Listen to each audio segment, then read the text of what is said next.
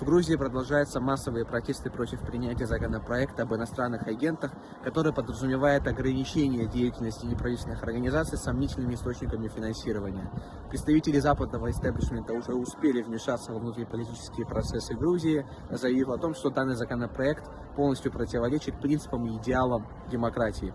Это все несмотря на то, что аналогичный проект был еще принят в США в 1938 году, что не мешает Соединенным Штатам продолжать экспортировать принципы демократии по всему миру. Как мы видим, на сегодняшний день правительство Грузии проявляет высокую степень прагматичности, реализма, не вводит жесткие санкции против Российской Федерации и не хочет участвовать в вооруженном конфликте против России, несмотря на многочисленные призывы Киева и ряда западных акторов к тому, чтобы открыть второй фронт на Южном Кавказе.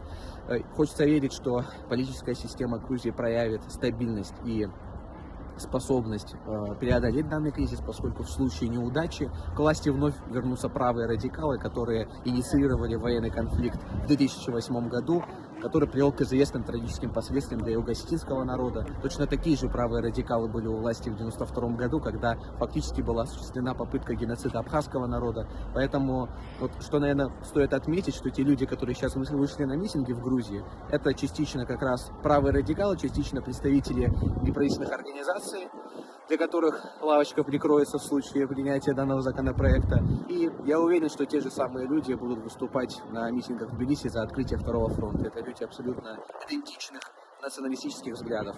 Так что в очередной раз хочу сказать, что надеемся на достаточно высокую степень стабильности политической системы современной Грузии.